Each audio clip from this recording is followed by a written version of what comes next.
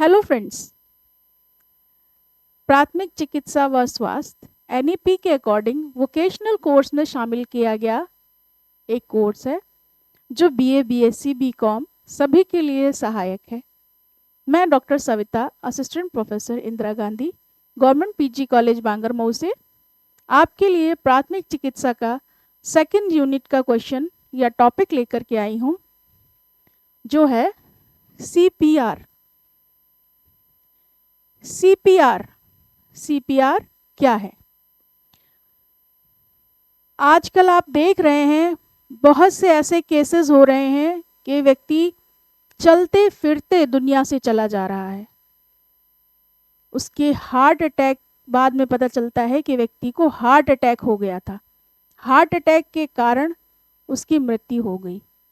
ये बहुत ही important topic है और बहुत ही अच्छा, मुझे खुशी है कि इस टॉपिक को फर्स्ट एड एंड हेल्थ में शामिल किया गया है, क्योंकि आजकल जो प्रैक्टिकली हम देख रहे हैं, व्यक्ति को जो समस्या अचानक से होने लगती है, उसको सांस लेने में समस्या होने लगती है, जो उसके जीवन के लिए अंतिम घड़ी तक ले आती है। तो अगर हम ये प्रक्रिया जानेंगे, सीखेंगे, तो हम बहुत से ऐसे लोगों की मदद कर पाएंगे जिन्हें हम डॉक्टर तक पहुंचाने से पहले उनकी अगर मदद कर देंगे तो ज़रूर उनका हम जीवन बचा पाएंगे। इस आशा के साथ मैं इस टॉपिक को स्टार्ट कर रही हूँ। यह है सीपीआर। सीपीआर है कार्डियो पल्मोनरी रिससिटेशन, यानी कि कार्डियो यानी जो हार्ट हमारा है, उस हार्ट की पंपिंग में जब ब्लॉकेज हो जाती है, जिससे हमारी बॉडी में ब्लड सर्कुलेशन रुक जाता है और लोग बेहोश होकर गिर जाते हैं। उस स्थिति में हम कैसे सीपीआर दे करके अपने हार्ट में होने वाली ब्लॉकेज को या हार्ट के रुकने को हम सही होने की ओर ले जा सकते हैं। तो ऐसी स्थिति में क्या होता है, जब किसी पीड़ित को सांस लेने में दिक्कत हो या सांस ना ले पा रहा हो और बेहोश हो जाए, तो सीपीआर से उसकी जान बचाई जा सकती है। ये प्राथमिक चिकित्सा का बहुत ही इम्पॉर्टेंट पॉइंट है जो आजकल देखने में आ रहा है और आप सबके लिए, हमारे प्रियजनों की जान बचा सकेगा। बिजली का झटका लगने पर, डूबने पर, दम घुटने जैसी स्थितियों में सीपीआर का इस्तेमाल किया जाता है। हार्ट अटैक आने पर सबसे पहले सीपीआर ही दिया जाता है। इससे पीड़ित की जान बचाने की संभावना कई गुना बढ़ जाती है। सीपीआर प्रक्रिया के दौरान पीड़ित को किसी ठोस जगह पर लिटाया जाता है। ठोस जगह पर लिटाने से उसका शरीर सीधी अवस्था में आ जाता है, जिससे जो ब्लड सर्कुलेशन है या सांस की आन जान है वो सही अवस्था में आ जाती है, सही स्थिति में व्यक्ति को पहुंचा देती है। तो सीपीआर हमने जाना क्या है कि व्यक्ति को जब हार्ट अटैक की प्रॉब्लम जैसी हमें दिखती है, सांस लेने में समस्या दिखती है, तो हम उसको जो प्राथमिक चिकित्सा देते हैं उसे हम सीपीआर कहते हैं। सीपीआर किस प्रकार से दिया जाता है? सीपीआर देने के लिए सबसे पहले पीड़ित को किसी ठोस जगह पर लिटाया जाता है और उस व्यक्ति को पास घुटने के बल बैठ करके हम उसकी नाक को चेक करते हैं, उसके गले को चेक करते हैं और यह सुनिश्चित करते हैं कि वो व्यक्ति जीवित है, उसकी सांस लेने में कोई रुकावट नहीं हो रही है। उसके बाद उसकी जीभ को चेक करते हैं कि कई बार जब व्यक्ति बेहोश हो जाता है तो ज़बान उसकी पलट जाती है पीछे की ओर, तो हम मुंह में उंगली डाल करके चेक करेंगे कि उसकी ज़बान तो नहीं पलट गई है और कोशिश करेंगे, अगर उंगली नहीं है तो चम्मच से, क्योंकि कई बार व्यक्ति की दांती भींच जाती है तो उंगली कटने का भी डर रहता है, तो चम्मच से हम उसकी ज़बान को सीधा करने का प्रयास करेंगे। अगर उसकी ज़बान नहीं पलटी है तो बहुत अच्छी स्थिति है। उसके अलावा उसको सहारा दे करके सही अवस्था में लाएंगे। सीपीआर में मुख्यतः 2 काम किए जाते हैं। पहला है छाती को दबा करके व्यक्ति को सांस लेने में सहायता प्रदान की जाती है कि जो हार्ट की ब्लॉकेज हो गई है, जिसकी वजह से ब्लड सर्कुलेशन रुक रहा है, सांस लेने में समस्या आ रही है। आप इसको ऐसे समझ सकते हैं कि किसी नाली में या किसी पाइप में ब्लॉकेज हो गई है। अगर पानी वहाँ से बह रहा है और कहीं किसी बिंदु पर एक कंकड़ी फंस गई है तो हम उस पानी के बहाव को अगर तेज करना है तो हमें प्रेशर के साथ उस पानी को बहाव को तेज करना होगा ताकि वो कंकड़ी जो है उस पाइप में से निकल जाए। इसी तरह से जब हार्ट में प्रॉब्लम आती है, ब्लॉकेज आ जाती है, तो वहाँ पर भी अगर हम इस हार्ट की ब्लॉकेज को दूर करना चाहते हैं तो जो पंपिंग करते हैं, हार्ट पर प्रेशर देते हैं, उससे वही प्रेशर का काम होता है जो हार्ट की ब्लॉकेज को दूर करता है। और दूसरा काम होता है व्यक्ति को सांस लेने के लिए mouth to mouth respiration system देना, रेसिसेशन सिस्टम देना, जिससे कि वह सांस ले पाए। जैसे कि आप देखते हैं जब हॉस्पिटल में व्यक्ति पहुंचता है तो उसके मुंह पर ऑक्सीजन मास्क लगा दिया जाता है जो उसको सांस अंदर बाहर करने में हेल्प करता है और उसको ऑक्सीजन की कमी उसकी बॉडी में दूर करता है। लेकिन अभी हम डॉक्टर के पास पहुंचे नहीं है। प्राथमिक चिकित्सा तो तभी दी जाती है जब हम डॉक्टर के पास नहीं पहुंचे होते हैं, तो वहां हम कहाँ से लाएंगे ऑक्सीजन मास्क? वहां पर हम खुद ऑक्सीजन मास्क का काम करेंगे। उसके मुंह के पास जा करके अपना मुंह रखेंगे और उस पर सांस देंगे ताकि उसके बॉडी में ऑक्सीजन का आना जाना शुरू हो जाए। तो ये दोनों प्रक्रियाएं हमें साथ करनी होती हैं किसी को सीपीआर देने के लिए। पहले पीड़ित के सीने को बीचों बीच हाथ को रखेंगे और ऐसा 2 बार, 1 से 2 बार ऐसा करने से दिल की धड़कन शुरू हो सकती है।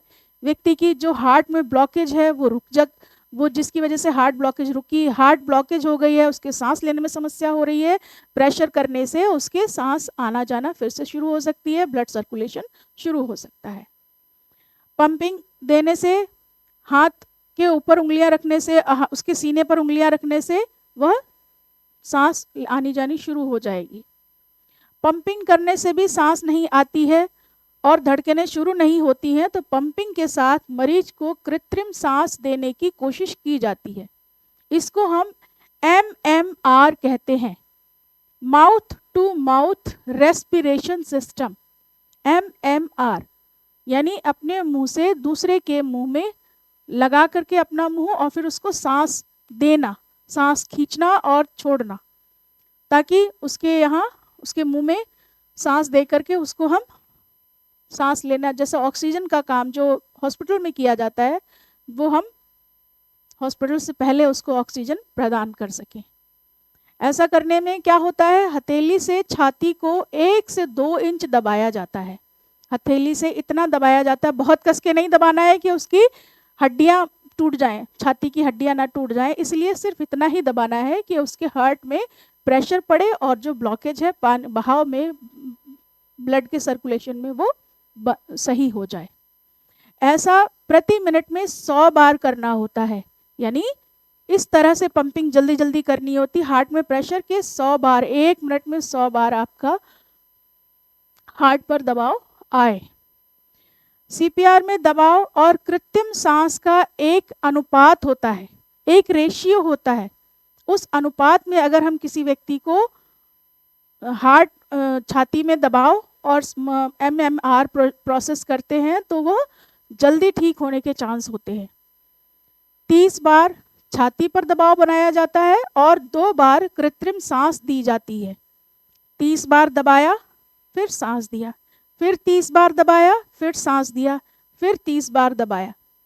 इस प्रोसेस को हम 3:2 का रेशियो कहते हैं। 30:2 का रेशियो, जिससे कि व्यक्ति की सीपीआर प्रोसेस करके हम उसको डॉक्टर तक पहुंचाने की स्थिति में ला सकते हैं। कई बार तो व्यक्ति डॉक्टर तक पहुंच ही नहीं पाता है, लेकिन अगर हम सब मिल करके किसी ऐसे व्यक्ति की हेल्प करेंगे तो ज़रूर हम उसे जान को बचा पाएंगे। कृत्रिम सांस देते समय मरीज की नाक को दोनों उंगलियों से दबा लेना है और मुंह से सांस देनी है। ऐसा इसलिए किया जाता है क्योंकि नाक बंद होने पर ही मुंह से दी गई सांस फेफड़ों तक पहुंचेगी, वरना क्या होगा, हम मुंह से सांस देंगे और वो नाक से निकल जाएगी बाहर। तो नाक को बंद कर लेना है और मुंह में सांस दे करके उसके फेफड़ों तक उस ऑक्सीजन को पहुंचाना है। सांस देते समय ये ध्यान रखना है कि फर्स्ट एड देने वाली व्यक्ति लंबी सांस लेकर मरीज के मुंह से मुंह चिपकाए और धीरे धीरे सांस छोड़े। ऐसा करने से मरीज के फेफड़ों में हवा भर जाएगी। और इस प्रक्रिया में इस बात को भी ध्यान रखना होता है कि जब कृत्रिम सांस दी जा रही है तो मरीज की छाती ऊपर नीचे हो रही हो। ध्यान रखना होता है कि जब ये प्रक्रिया तब तक चलनी चाहिए जब तक कि पीड़ित खुद से सांस न लेने लग जाए। अगर वो फेंट है, वो बेहोश है और सांस लेने में उसको तकलीफ हो रही है, तो आपकी इस प्रक्रिया को आपको तब तक दोहराना है जब तक वो खुद सांस लेने में सक्षम ना हो जाए। और बच्चे के लिए, अगर किसी बच्चे को ये समस्या देख, क्योंकि आजकल उम्र का भी नहीं दिखाई दे रहा है किसी बीमारी से, किसी हार्ट अटैक से कि किसको आ रही है हार्ट अटैक, बच्चों को, बूढ़ों को, जवान को, किसी को भी ये समस्या वर्तमान समय में दिखाई दे रही है। तो अगर किसी बच्चे के साथ ऐसी समस्या आती है तो बच्चे का शरीर थोड़ा कमज़ोर होता है बड़ों से, इसलिए इस विधि को थोड़ा सा नाजुकता के साथ किया जाता है, ताकि बच्चे की हड्डियों में शक्ति कम होती है तो उसको हम ध्यान दे करके उसके छाती पर दबाव डालेंगे और उसको सांस देंगे। ठीक है। जहाँ मनुष्य की मतलब बड़े लोगों की छाती को हम 1 से 2 इंच तक दबाते हैं, तो वहाँ हम बच्चों के लिए बहुत कम 1 या 1.5 इंच तक ही दबाव डालते हैं शरीर में। 1 साल से कम के बच्चों को CPR देना हो तो CPR देते वक्त ध्यान रखें कि 2 या 3 उंगलियां ही छाती पर लगाएं, छाती पर दबाएं। इससे छाती पर दबाव डालें और कृत्रिम सांस देने का अनुपात 30:2 ही रहेगा जब किसी बच्चे को भी सांस दी जा रही है। इसको एक चित्र के द्वारा भी आपको समझाने का प्रयास करते हैं। बेहोश व्यक्ति को रिकवरी पोजीशन में लाने के लिए सबसे पहले कान लगा करके उसके, यहाँ पर आप देख रहे हैं कि ये महिला इस व्यक्ति के कान, मुंह की ओर कान लगा करके सुनने का प्रयास कर रही है कि उसकी सांस आ रही है, जा रही है या नहीं। उसके पास घुटने के बल बैठ करके उस व्यक्ति की जांच की जा रही है। दूसरी प्रक्रिया, उसके राइट हैंड को उठा करके, ये राइट हैंड है, उसको दाहिनी ओर से उठा करके बाईं ओर पलट देंगे, जिससे, और ये हाथ, इस हाथ को जब पलटेंगे तो कोशिश करेंगे कि इसका ये पीछे वाला हिस्सा उसकी गाल के नीचे रहे। जब इस तरह से व्यक्ति लेटता है तो क्या होता है कि सांस जो यहाँ से आती जाती है वो उसको सही पोजीशन मिलती है, सीधी प्रक्रिया मिलती है, सीधी जगह मिलती है सांस लेने के लिए। इस तरह आपने देखा अभी जिस तरह से ये महिला इस व्यक्ति को दाहिने हाथ से उठा करके और पलट रही थी, यहाँ पर इसकी पोजीशन आप देख रहे हैं, इस तरह से हो जाएगी। और इस व्यक्ति का ये हाथ जो मुड़ा हुआ है वो इसके गाल के नीचे इस तरह से रहेगा, जहाँ पर ये हाथ का पीछे का हिस्सा गाल के नीचे है। और इसके बाद इस व्यक्ति को सही पोजीशन में लिटा दिया गया है। सर को चेक किया जा रहा है कि कहीं सर में तो कोई चोट नहीं लग गई। कई बार क्या होता है, व्यक्ति बेहोश होकर जब गिर जाता है तो उसके सर में सबसे पहले चोट लग जाती है, ज़मीन पर कस ज़्यादा तेजी से गिर जाने के कारण। तो यहाँ पर उसको रिकवरी पोजीशन में लाया जाता है और उसको मेडिकल हेल्प मिलने से पहले फर्स्ट एड दिया जाता है। ठीक है। तो आप ये तीनों पोजीशन ज़रूर ध्यान रखेंगे किसी भी व्यक्ति को CPR देते समय। सबसे पहले उसको कान लगा करके उसके मुंह में चेक करेंगे कि उसकी सांस आ रही है या नहीं। उसको दाहिने हाथ से उठाकर बाईं ओर पलटेंगे ताकि वह सही पोजीशन में आ पाए और सांस ले पाए। बाईं ओर पलट जाने पर व्यक्ति का हाथ कान के नीचे की ओर दबाएंगे, जिससे कि उसकी सांस सही से आना जाना शुरू हो जाए। ये मेडिकली प्रूफ पोजीशन है कि जब व्यक्ति इस पोजीशन में लेटा होता है तो उसकी सांस सही से आती जाती है। आप स्वयं भी कभी प्रैक्टिकली इसको चेक करके देखिएगा कि जब आप बिस्तर पर लेटते हैं तो आप जब बाईं ओर लेटते हैं तो आपको सांस लेने में समस्या हो रही है या इजीली आप सांस ले पा रहे हैं, या आप दाईं ओर लेटते हैं तब आप इजीली सांस ले पा रहे हैं। तो ये मेडिकली प्रूव्ड पोजीशन है कि जब आप बाईं ओर करवट लेकर दाहिना हाथ कान के नीचे रखते हैं तो सही से सांस आती जाती है। और फिर उसके बाद व्यक्ति की बॉडी को चेक करना है कि उसको कोई और प्रॉब्लम तो नहीं है और उसको सही स्थिति में ले आना है। तो ये था CPR। और ये पोजीशन बहुत ही इम्पॉर्टेंट है, ये प्रक्रिया बहुत ही इम्पॉर्टेंट है किसी भी व्यक्ति की जान को बचाने के लिए। सीपीआर से संबंधित जो प्रश्न परीक्षा में आते हैं अभी तक जो मैंने देखे हैं और आगे भी आ सकते हैं, बहुत ही उपयोगी प्रश्नों को लेकर के मैं यहाँ आई हूँ आपके लिए।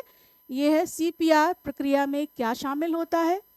सीपीआर प्रक्रिया में पीड़ित को किसी ठोस जगह पर लिटाना, छाती को दबाना,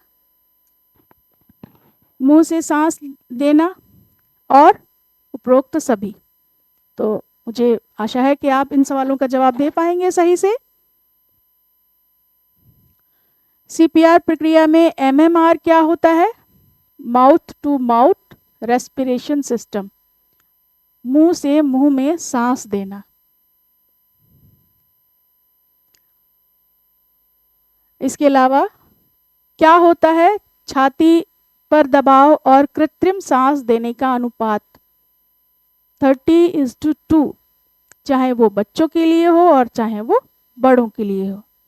और ये लिंक है जिस पर आप क्लिक करके आप प्रक्रिया को और विस्तार से देख सकते हैं, प्रैक्टिकली देख सकते हैं कि यदि किसी को सीपीआर की ज़रूरत है तो किस प्रकार से हम उसकी मदद कर सकते हैं। और इस लेक्चर के बाद मुझे उम्मीद है कि हम ज़रूर बहुत से लोगों की जान बचा पाएंगे। Thank you.